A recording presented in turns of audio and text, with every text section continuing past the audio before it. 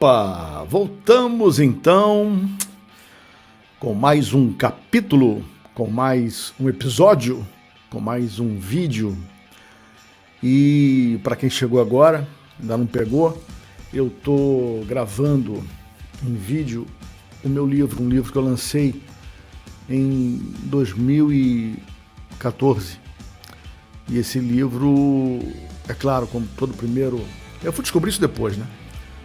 Como todo primeiro livro de alguém que não é escritor, acaba sendo alguma coisa. Eu encontrei dois lugares perto de você, falou aqui a inteligência artificial, porque eu falei livro. Eu não quero livros, obrigado. Vamos ver. Isto é o que apareceu no YouTube. Putz. Tá bom, muito obrigado, tá? Mas depois a gente conversa. Deixa eu bater um papo aqui com eles. Tá legal? Tá bom? Então é isso. Bom, então esse livro chama-se O Rádio Era Tão Romântico, as mudanças que o tempo trouxe. O rádio era romântico e toda vez que eu ia fazer uma entrevista sobre o livro, para divulgar o livro, a pergunta era sempre a mesma, né? Mas Rui, o rádio não é mais romântico? Eu já tinha até a resposta pronta, né? Eu falava, não. O rádio em si, né? O trabalho em rádio, ele ainda é romântico. Mas ele como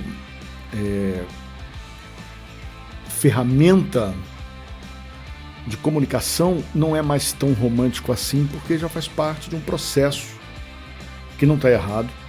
É um processo de modificação, de transformação com a tecnologia, enfim, um processo que mais cedo ou mais tarde acontece e vai acontecer com qualquer outro meio de comunicação. Então, o rádio, ele não é mais romântico quando nós temos pesquisas. Não tem nada de romântico numa pesquisa, né? Romântico numa pesquisa não tem nada a ver. Mas, enfim, nós estávamos, assim, sempre quando na década, que eu me lembro, né? Na década de 80, início da década de 80, nós imaginávamos que uma música pudesse fazer sucesso e colocávamos na programação. Não tinha nenhuma pesquisa. Hoje tudo é pesquisa. Não tem romantismo em pesquisa. Só isso que eu quero deixar claro para vocês, tá bom? Então, vamos lá. Hoje vamos falar sobre mais um capítulo chamado Zona Sul Copacabana. Então, vamos lá. Eu continuo esse capítulo, que na verdade é o capítulo 2. Temos muita coisa para conversar ainda. Eu continuo esse capítulo dizendo o seguinte: eu ainda não conhecia a democracia. Rimou. Eu nasci na Revolução de 64 e achava que a vida era assim mesmo. As emissoras de rádio de sucesso lá em casa eram Tamoio, Tupi, Globo, Mundial e Nacional. As fitas cassetes eram uma tecnologia de ponta para gravações caseiras. Gravava as músicas que tocavam nas rádios e ficava aborrecido com as vinhetas, né? Aquele nome da rádio cantado ou falado que colocava em cima das músicas, né? Por exemplo, Rádio Cidade. Aí você estava gravando lá, o cara botava, eu ficava aborrecido com aquilo. Anos depois, quem colocava a vinheta era eu. Talvez uma forma de obrigar o ouvinte na época, né, a comprar o disco, o LP ou o compacto, o vinil LP ou compacto, para quem não sabe, ou para quem não lembra, ou para quem já esqueceu, eram dois tamanhos de disco em vinil disponíveis aqui no mercado brasileiro. Toda a obra do artista com 5 ou 6 músicas de cada lado. Então, por exemplo, Chico Buarque lançava um disco. O novo disco do Chico Buarque. Tinham 2 lados, lado A, lado B, e cada um lado tinha de 5 a 6 músicas. Olha que loucura, né? Toda a obra do artista lançado em long play, ou então 2 músicas num tamanho reduzido. No lado A, as gravadoras colocaram as músicas que fariam parte do LP, que seriam lançado, né? Seria lançado o LP, e no lado B, as músicas que não eram as músicas de trabalho. O que é a música de trabalho? A música que a gravadora não se dispôs a trabalhar porque não era tão boa. A música de trabalho é a música que a gravadora se dispõe a trabalhar porque é uma música bacana, tem um apelo, vai vender. Vamos botar ela então no lado A do compacto simples e logo no lado A do long play quando for lançado, tá bom? O lado B passou a ser modo de adjetivar aquilo que não era comercial. Esse filme é filme B, é um filme que tem gente que gosta, mas não é comercial, não é popular. Vamos dizer assim, né? Bom, vamos voltar aqui às histórias das fitas cassetes. Para identificar essas fitas cassetes, eu fazia colagem dos artistas que estavam gravados ali. Se tivesse Elvis Presley gravado, tinha de ter a foto de Elvis na capa. Era trabalho de profissional. Gravar o artista com a máxima qualidade possível. Procurar em revista a foto do sujeito, cortar e colar na capa do cassete. Profissional. Bom, não havia na época nenhum equipamento doméstico que pudesse fazer gravações de forma direta com os fios ligando os equipamentos. Então a solução era gravar as músicas através de microfone do gravador. Vou explicar. Era um gravador. Isso aqui é um gravador, né? Vamos imaginar que isso aqui seja um gravador. Mas não é o controle remoto do ar-condicionado, que eu vou aproveitar e ligar porque está começando a ficar quente. Então aqui, ó, aqui, gravador. E aqui era o rádio. Botava um perto do outro para poder gravar o que esse aqui falava, esse aqui gravava. Você imagina isso? Que loucura, né? Meu filho, era assim que tinha que fazer. Então, é uma forma indireta de gravar pelo microfone do gravador. E muita gente fazia isso de madrugada. Meu pai, por exemplo, ficava às vezes acordado à noite para poder fazer as gravações à noite. Por quê? Porque lá no subúrbio de madrugada nem mais o cachorro latia, né? Tinha aquele barulho de carro passando, das pessoas andando pela casa. Não. Então, ele gravava as músicas que ele queria depois ouvir no carro, ele gravava na madrugada. Fico imaginando como era chato isso, porque acordava no dia seguinte, sono, né? Para trabalhar depois. Não, mas pelo menos eu fiz umas boas fitas. Era isso. Bom, para isso acontecer era necessário o silêncio absoluto e todos na casa eram avisados que o Juninho estava gravando. Olha que bonito isso. Juninho, olha, o Juninho estava gravando. Que coisa mais bibelô que isso. Era algo religioso, esperar a canção tocar no rádio para fazer a gravação, né? Talvez fosse a magia do rádio. Não ter onde ouvir a música, além da emissora favorita. Era fantástico, né? Quando a música tocava, era uma festa. A música está tocando e tudo. E aí você ligava pro teu amigo e falava: fulano, aquela nossa música que você gosta também, tá tocando no rádio. Pô, beleza. Só que até você pegar o telefone da linha, porque tem isso também, naquela época não era pegar o telefone e discar, não. Era disco, não era o celular, né? Então você tinha que pegar o telefone, ouvir o tom, né? Aí você ligava com cuidado para não errar o número, se não errava, e tinha que esperar mais 10 minutos. Até o cara atender a ligação, até você falar que rádio está tocando a música que ele gosta de ouvir, já acabou a música, entendeu? Então não tem jeito. Bom, enfim, quando a música tocava e você gravava, era uma festa. Quando o locutor então não botava a vinheta, a festa era maior ainda. Eu já falei da minha casa, lá no subúrbio, e eu gostava da minha casa no subúrbio, do clima ameno, né, dos amigos, mas eu gostava muito também de ficar com os meus avós paternos que moravam em Copacabana. Eles diziam que eu era o reizinho da casa e me tratavam exatamente como um reizinho. Era aquela coisa, Juninho tá gravando, imagina, né?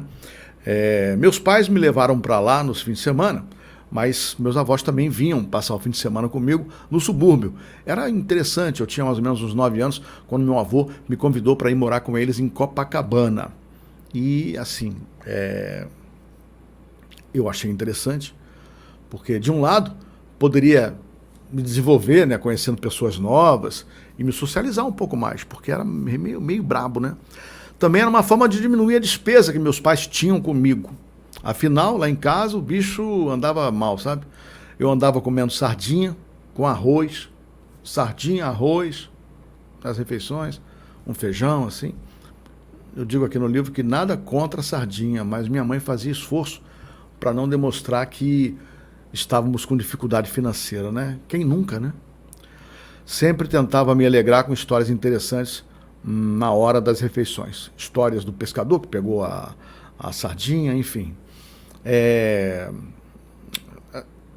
difícil falar sobre isso, mas era verdade. Às vezes até ela falava que um viajante colocou uma pedra para fazer uma sopa, depois ele tirou a pedra e bebeu o caldo da pedra. Que coisa horrível, né? Coisa nojenta.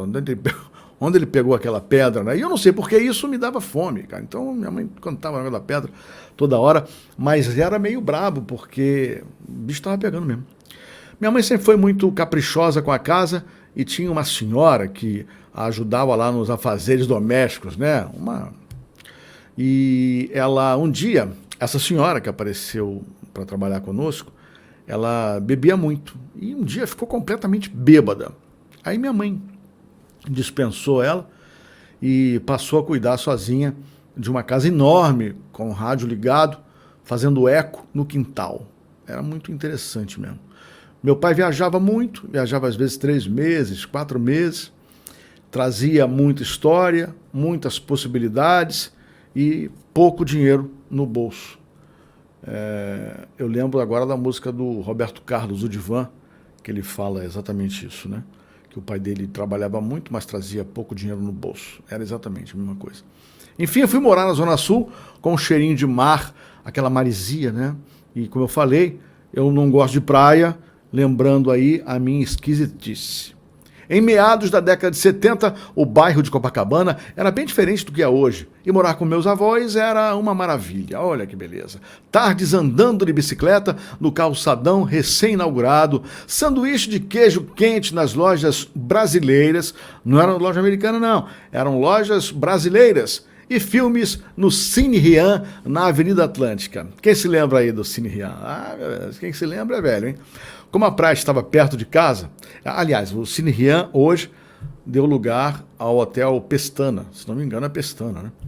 Como a praia estava perto de casa, era impossível não ir com os amigos e quem sabe jogar bola, fazer buraco na areia, ficar como bife a milanesa na areia. E aí eu continuo aqui no meu livro. Era realmente muito interessante. Copacabana não era como é hoje porque tinha muito menos gente. Não era, hoje é um paliteiro, né? É uma coisa muito doida, muito comercial, tudo. Copacabana não era tão comercial assim. E a faixa de areia também tinha se estendido um pouco mais, a praia ficou bem maior, o calçadão ficou maior, enfim, é isso. Eu lembro dos meus avós bem calmos, né? Aí eu prossigo aqui dizendo que avós são mais calmos que pais, talvez pelo carinho armazenado para dar aos netos depois que os filhos crescem. São otimistas e depois que vão embora para sempre, a gente entende o quanto nos queriam bem. Eu hoje penso assim, eu não dei abraço o suficiente aos meus avós, não sentei para conversar o suficiente no sofá da sala, não me alegrei o suficiente com a presença deles, gostava muito de morar com eles. Agora não posso mais remediar, né? Imagino se eu tivesse mais 10 minutos para matar saudades e contar como anda a minha vida hoje. Contar minhas conquistas, minhas fraquezas, lutas, batalhas vencidas, perdidas, enfim. Quem não gostaria de mais 10 minutos, né? Gostaria muito isso hoje com a pessoa, com os 4 que partiram, meu pai, minha mãe, meu avô, minha avó, eram mais chegados, né? A década de 70 ainda estava no meio e minha vontade de crescer e ser um profissional de rádio já era constante. É claro que eu brincava com outros da minha idade, mas gostava mesmo era de conversar com gente grande, com adulto. Aí, no livro, tem a técnica. A técnica é para o sonoplasta agora botar uma música da Rita Lee chamada Menino Bonito. Começar, lindo e eu me sinto enfeitiçada. Essa música fez muito sucesso no Longo Play, o LP Tutti Frutti da Rita Lee. Então Rita Lee com a música Menino Bonito tocava no rádio do Pipoqueiro, em frente ao colégio, sempre às 7 da manhã, antes do sinal tocar, marcando a entrada de nossa turma. Já no rádio do Porteiro, à noite, a audiência lá do prédio onde meu avô morava ia para a Turma da Maria Mansa, um grande programa de humor, bem produzido, bem interessante. Como a Rita Lee tocava exatamente às 7h05 da manhã, todos os dias, eu achava errado aquilo. Resolvi então escrever uma carta para a Rádio Mundial, é mole, e perguntar se era isso mesmo. Rita Lee era um sucesso com o recém-lançado Tutti Frutti, né? Um LP que tocou todas as músicas em quase todas as rádios e foi a marca da Rita Lee depois da saída dela dos Mutantes. Isso em 74, se não me engano, 73. Bom, depois da escola, aí tocava a Rita Lee, tocava o sino da escola, eu ia lá entrava na escola, né, igual um zumbi, entrava, ouvia tudo que me diziam lá, não entendia nada, né? Não entendia nada. Principalmente quando era exata. E aí o pessoal ficou... Alguém tem alguma dúvida? Eu fazia assim. Mas todas as dúvidas do mundo, né? Não falava. Depois eu ia para casa. Depois da escola, ia para casa, morava perto, né? Vinha ao almoço, depois do jornal Hoje, na Rede Globo, com as participações de Big Boy, falando sobre as bandas novas, americanas, europeias, e Nelson Mota, aqueles textos sensacionais sobre tudo que tocava de música na época. Depois eu ia descansar, ouvindo rádio e anotando o que tocava nas programações. Você vê que o rapaz era mesmo esquisito, né? Anotava as músicas e os nomes dos locutores que estavam no ar. Meu filho. A trilha de abertura do jornal Hoje era uma música lenta que se chama I'm Not In Love, do grupo 10cc. 10cc. Lembro da locutora Márcia Mendes, que fez história no telejornal. Márcia Mendes, muito falante, voz muito bonita. Ela era muito bonita. Márcia Mendes morreu cedo, né? Se não me engano, foi câncer. E deixou muita saudade. Morreu jovem, muito jovem.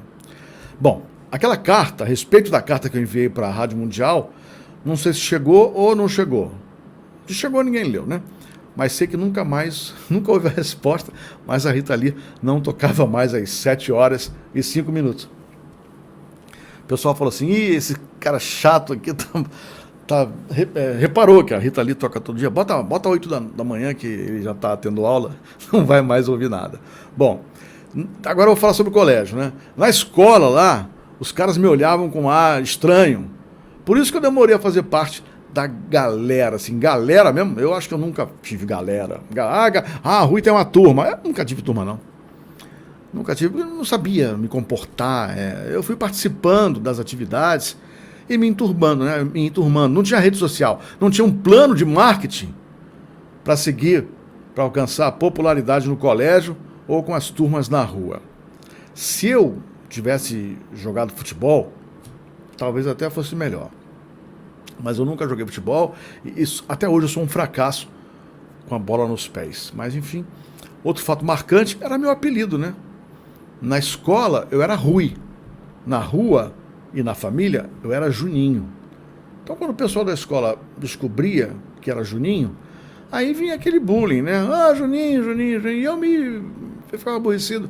Eu não sei por que eu ficava aborrecido, mas eu ficava aborrecido. Garotinhos nessa idade ficam aborrecidos, né? Ainda mais quando você é um bibelô da família, né?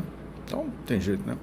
Eu era Juninho. Agora, esse Juninho ia fazer sucesso na Zona Sul com as meninas? Fala a verdade. Tá namorando quem? Tô namorando o Juninho. Ninguém fala, né? Pô, não, tô namorando o Rui, pô. Não, isso aí era outra coisa. Namorando um Juninho era meio fralda, né? Cadê? Ele troca fralda ainda? A minha timidez não me deixava chegar perto de uma menina bonita, mesmo que fosse só amizade. Bastava a menina ser bonita, eu já ficava tímido porque ela era bonita. Talvez ela nem fosse bonita, mas o que é a beleza, né? Mas tinha uma menina muito bonita lá, chamada Lúcia. A mais bonita da turma 402 era Lúcia. Ela era meio vesguinha, assim, eu tinha tara por mulher vesga. Mansur falou, né, que eu era meio esquisito. Namoramos por todo o ano de 75, eu e Lúcia. Ela até hoje não sabe disso, mas nós namoramos.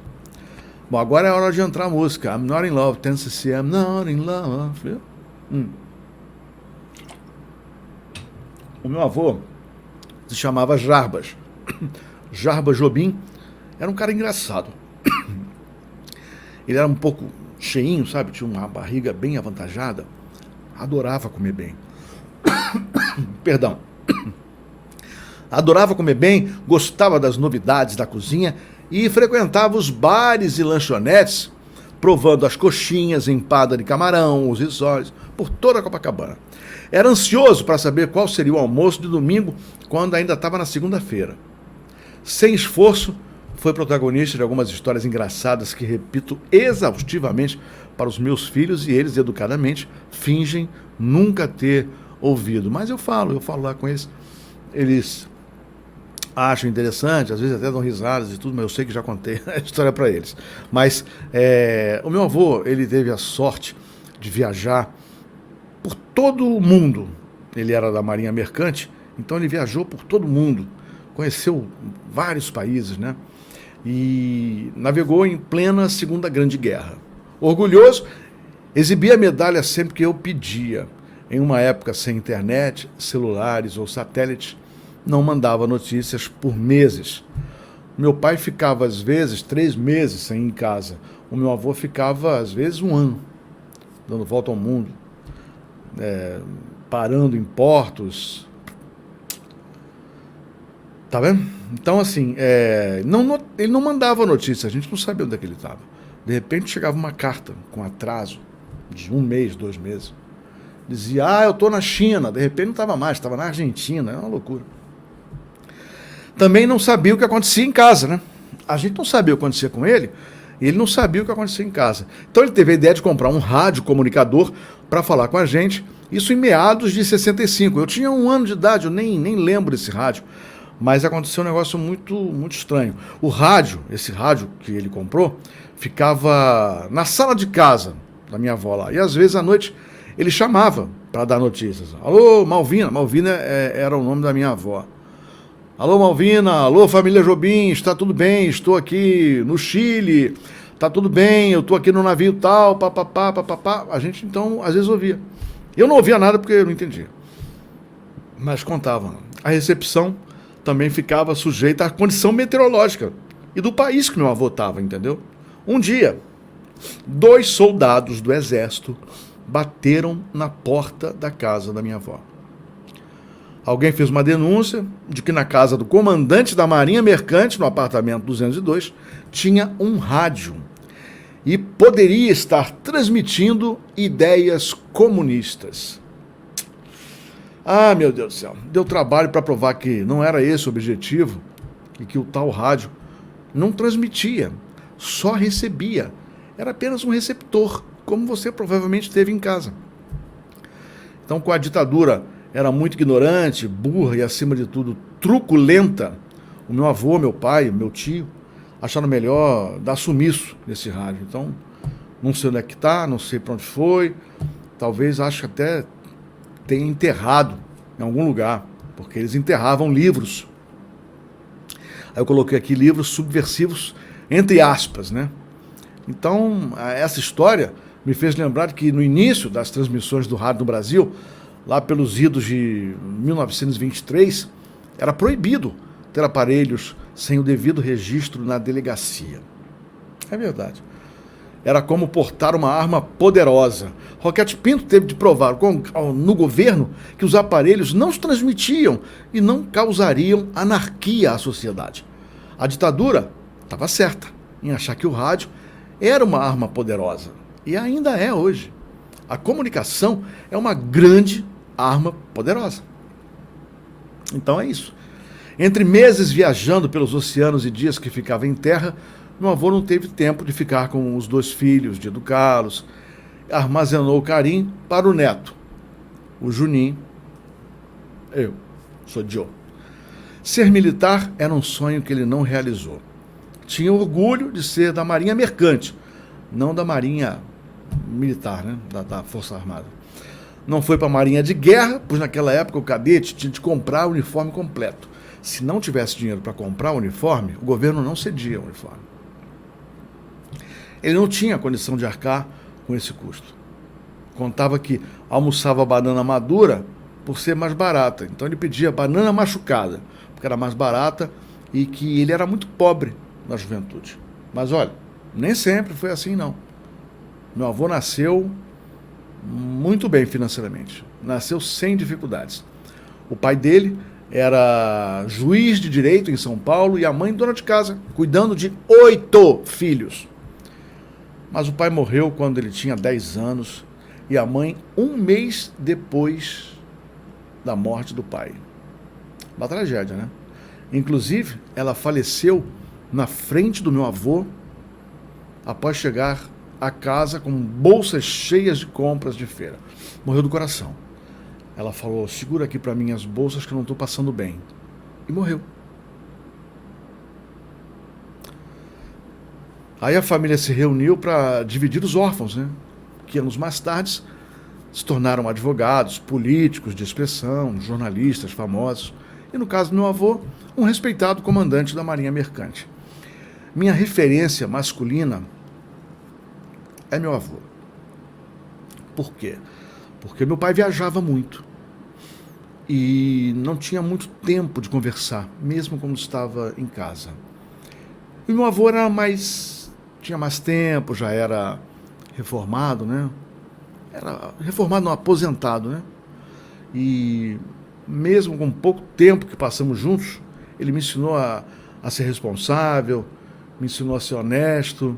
E eu ia com ele em todos os lugares. Ah, eu vou no centro, eu ia com ele. Ah, eu vou ali na esquina, eu ia com ele. Ah, eu vou lá, eu vou comer eu ia com ele, era engraçado. E aí ele ia me contando história, né, de viagem, história de navio. Era muito interessante. Também repetir a história, né, porque velho começa a repetir história. Uma vez, não lembro a razão, resolvi não ir à escola. Talvez pelo fato de não ter sido bem recebido em uma escola pública. Eu sempre estudei em escola, vamos dizer, referência. Eu estudava no Salesiano e de repente eu fui para uma escola pública. Isso foi um baque muito grande. Mas, enfim, nota vermelha era o que eu colecionava. As notas vermelhas me acompanharam por longos anos. Aí eu repeti a 7ª série. Eu não gostei da escola, não. Mas também acho que a escola não gostava muito de mim, não. Disse em casa que não teria aula por algum motivo. Aí não fui à aula. Fiquei dormindo. Ah, não vou à aula, amanhã não tem aula, não sei o quê. No dia seguinte, provando que a mentira tem perna curta, esqueci a caderneta escolar em casa. Como a gente morava ao lado da escola, meu avô foi entregar lá a caderneta, né? E perguntou na secretaria a razão de não ter tido aula no dia anterior. Bom, para encurtar a conversa, fui chamado na diretoria e lá estava meu avô. Imagina a vergonha que eu fiquei vendo meu avô ali perguntando por que eu menti. Estava crescendo e aprendendo que para ser respeitado, você tem que primeiro respeitar. Saímos do colégio, ele fez o que era rotina quando iríamos pelas ruas de Copacabana, me abraçou e colocou a mão ao redor do meu pescoço. Era a forma de mostrar carinho. Aí me pediu para que eu avisasse dos buracos das ruas, pois a barriga dele realmente era imensa e atrapalhava a visão do chão em Copacabana. Ele podia tropeçar. E eu avisava ele, ó, buraco, caco de vidro. Quando eu falava caco de vidro, ele sabia que não era caco de vidro, era cocô de cachorro. Não tinha aquela coisa na época de você catar o cocô do cachorro, não, era muito ruim isso. Então eu ficava avisando ele, né? Então a gente saiu do colégio, me abraçou, pediu para que eu avisasse dos buracos, enfim, queria que eu guiasse para não tropeçar nos buracos da calçada, mas era ele quem estava me guiando para enfrentar os buracos da vida, os desafios. Ele nunca contou essa história da escola para ninguém. Nunca ninguém soube que eu faltei a aula, eu menti. Não sei porquê, talvez eu realmente tivesse com um problema na escola. E ele não contou para ninguém, não contou para meu avô, para minha avó, não contou para os meus pais, para minha irmã, enfim, a família não soube disso. Isso foi o nosso segredo até eu escrever aqui. É isso. Bom, entre carros e gente para lá e para cá nas ruas da Princesinha do Mar, porque naquela época a Copacabana era Copacabana Princesinha do Mar.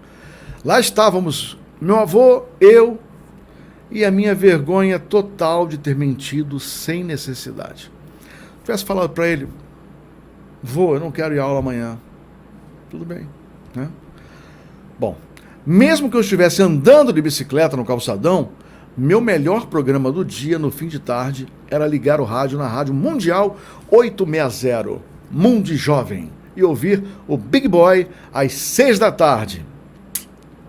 Ficava na janela do quarto, com o rádio ligado, olhando a rua, né, os carros passando, as pessoas com pressa. Achava aquele cara muito doido, né? Depois eu fui descobrir a história dele. Eu não conheci Big Boy. Eu não conheci o Newton Alvarenga, não conheci. E as músicas estranhas eram maiores que as que tocavam normalmente, né? Às vezes tocava música de 8 minutos, 7 minutos. Mas eu adorava aquilo. Eu perguntava, gente, esse cara deve ser o dono da rádio, porque ele faz o que quer, fala do jeito que quer, bota um monte de vinheta maluca, né? Então, eu não sei como é que seria. Se ele não tivesse partido tão precocemente, como teria sido a história do rádio recente? Eu pergunto aqui. O Newton, o Big Boy, era professor de geografia. E não gostava muito disso, né? O que parece, não gostava muito. Um dia, jogou tudo pro alto e resolveu ser feliz, que é o que a gente deve fazer, né? E ele estava dando aula de geografia e uma vez um aluno perguntou assim, professor, você é o Big Boy? Porque a tua voz está tão parecida. Ele falou, sou o Big Boy. Aí largou tudo. Aí o meu avô, voltando aqui ao meu avô, ele projetou o desejo de ser militar em mim. E para não decepcionar meu avô, eu entrei no curso chamado Curso Tamandaré Pré-Militar. Gente, lembra que a escola não gostava de mim? Esse curso gostava muito menos. Meu Deus do céu. Eu não sei como é que aconteceu, mas eu vou contar uma história engraçada aqui. Estudava domingo, feriado, assistia aula de matemática, física, mas coisas sem sentido, entendeu? Porque estava tudo bem. De repente colocaram letras nas equações. Pô, cara, para que botar letra, sabe? Já estava tão difícil com números. Aí entram as letras, né? Aí você vê, pô, A mais C igual a D. Por que isso? A mais C igual a D? Não faz sentido. 1 mais 3, cara, igual a 4. Pô, faz todo sentido, né? Então, eu não gostava muito de matemática, física, não fazia nenhum sentido. Mas o fone de ouvido escondido entre as roupas estava ali, ligado na Rádio Cidade. Eu sabia tudo que acontecia no Dial Carioca e não sabia nada, nem tudo que acontecia em sala de aula. Essa é a verdade. Aquela velha história, né? Eu ficava me perguntando assim, gente, o que eu estou fazendo aqui? E se desse certo? E se eu passasse uma academia militar? Eu ia agradar meu avô, ia agradar minha família, e quem ia me agradar, né? Mas tudo bem. Eu estava perdendo tempo ali no curso, mas eu não podia desistir. Sabia que vinham problemas e que mudar de plano seria um marco na minha vida. Não poderia ficar em uma academia militar frustrado, pensando os estudos, música, ouvintes, ideias, programação musical. Foram dias terríveis, dias terríveis. A época dos exames das academias militares estava chegando. E o curso formou uma turma especial. Nós íamos conhecer, eu conhecia a AMAN, sabe, a Academia Militar das Agulhas Negras, conhecia, a AFA não conhecia não, porque era lá a AFA era em Natal, muito longe, não dava para conhecer. Mas Epicar, em Barbacena, eu conheci, mas assim, enfim, conheci tudo que tinha a conhecer. Quanto mais eu conhecia, achava legal, achava interessante e tudo, mas não queria, né? Não queria, não. Aí começou lá a formar a turma especial, que era a turma que ia ser responsável pelas grandes notas nos concursos militares. Eu, Juninho, grande nota. Sem saber o que é A mais B é igual a C, não tem como ser grande nota. Aí fizeram avaliações em todas as matérias. E os melhores seriam apostas do curso para os exames da Marinha, Exército e Aeronáutica. Eram os estudantes de ouro.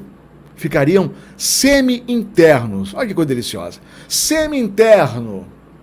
Lá na Rua da Constituição, centro da cidade. Durante alguns meses teriam aulas domingos e feriados. Eu não tenho ideia de como conseguir passar para essa turma, entrar nessa turma. Eu não fiz boa prova. E meu nome estava lá, aprovado. Meu avô ficou radiante, né? Eu não entendi nada. E com isso, ficava mais preocupado, né? Estava chegando perto ali. Afinal, meu comprometimento com a vitória estava feio. E estava feito, né? O que eles iam fazer nessa turma especial? Não sei. Talvez abrir minha cabeça, botar a matéria lá dentro, porque eu não sabia nada. Um pouco tempo agora, a coisa de... Logo antes da pandemia, que assolou o mundo inteiro, em março de 2020, uma amiga leu o livro e mandou um recadinho para mim. Rui, lamento informar, mas seu avô pagou para você entrar nessa turma. Não sei se ela está certa, mas também não sei se ela está errada. O fato é, eu não tinha condição psicológica, cultural, de entrar naquela turma. Só tinha aqueles caras que a gente chamava de CDF, né? Aqueles gênios da turma. Só tinha gênio ali que discutia de igual para igual com o professor de química, biologia, matemática. E eu ficava olhando. O professor perguntava assim, tá todo mundo entendendo? Tô sonhando em ir para casa logo, sair. Bom, aí conheço o centro da cidade muito bem. O centro da cidade do Rio de Janeiro eu conheço muito bem. De tanto andar sem rumo, implorando a Deus uma saída. Era assim, sabe, uma bifurcação, uma estrada, com dois caminhos. E aí eu tinha que tomar um caminho ali, né? Nessa época, uma música tocava sem parar nas rádios. Era uma música de uma menina chamada Anita Ward. E a música é Ring My Bell. Então vamos tocar agora Ring My Bell com Anita Ward. E essa era a opção do meu leitor descobrir a música e tocar. Então eu tocaria aqui, mas realmente foi uma coisa muito pesada, sabe? Eu ficava muito... Isso não está no livro não, estou falando aqui agora porque... Lembra que eu falei que a emoção chegava quando eu começava a ler o livro de novo, começava a escrever, começava a ler o livro de novo? Desde que eu comecei a gravar aqui os episódios do podcast e gravar os vídeos para o YouTube aqui, comentando o livro, eu também tenho sentido isso, sabe? É claro, me dá saudade da minha família, não tem mais ninguém aí, né? Todos já trocaram de frequência, estão em outra frequência, eu estou aqui ainda, mas dá uma certa melancolia. Nunca mais a vida me tratou tão bem como eu era tratado na casa do meu avô. Não entendia nada, de repente a louça estava lavada, a roupa estava pronta dentro do guarda-roupa, o jantar estava pronto, o café da manhã estava posto, o almoço também. Eu almoçava, saía da cozinha, ia para a sala, ligava a televisão para ver desenho, né? Quando eu voltava para a cozinha, Não tinha mais almoço, estava tudo resolvido. A louça lavada, guardada.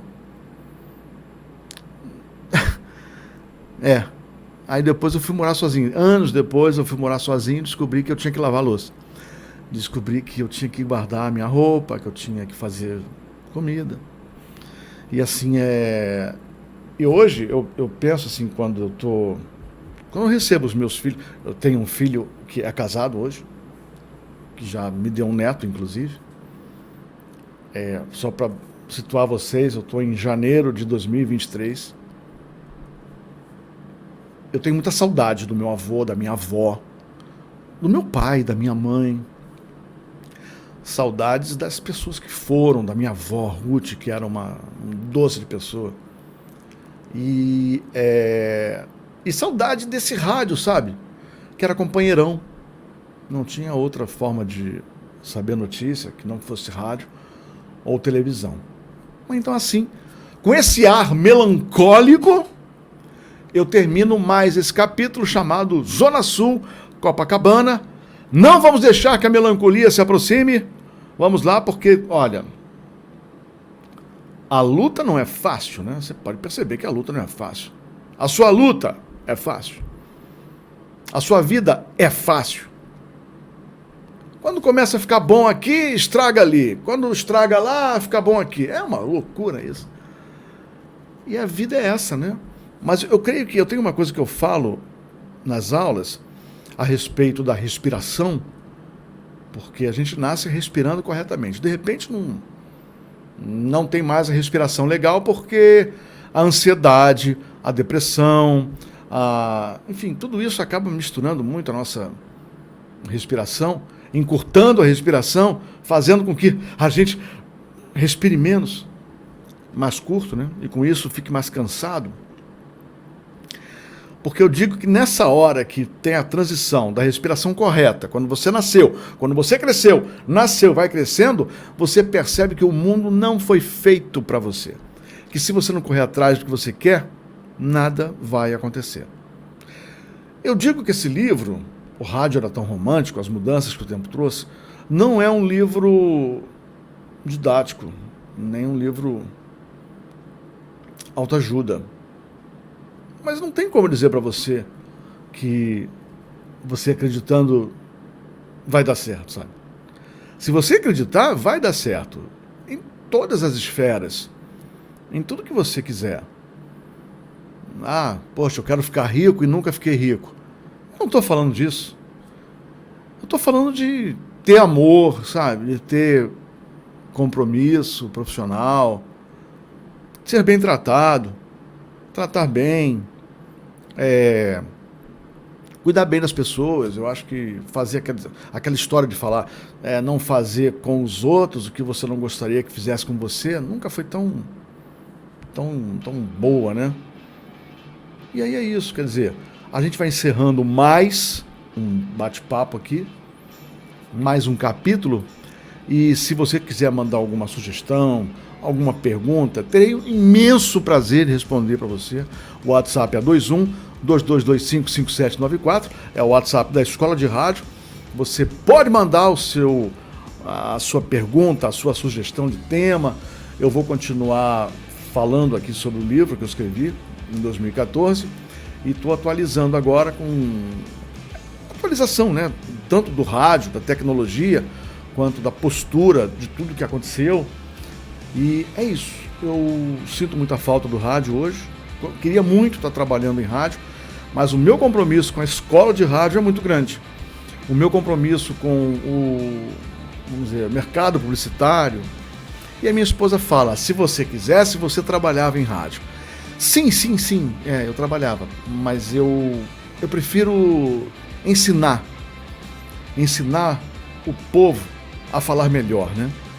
Eu tenho até um mote que digo o seguinte: o mundo trata melhor quem fala bem. O mundo trata melhor quem fala bem. Fato. Você pode falar bem, você pode até contar mentira. É uma grande verdade. Você pode até falar mentira que as pessoas vão acreditar, desde que você fale com credibilidade. E é isso. Então estou contando um pouquinho da minha história aqui, estou revivendo tudo que aconteceu. Um grande abraço para você. Qualquer coisa, ruijobim@gmail.com, tá bom? É isso. Muito obrigado por mais um vídeo, mais uma espiadela, mais uma escutadela, e a gente volta com outro episódio aí do podcast e mais um vídeo no canal do YouTube. Beijo, muito obrigado. Até a próxima. Valeu!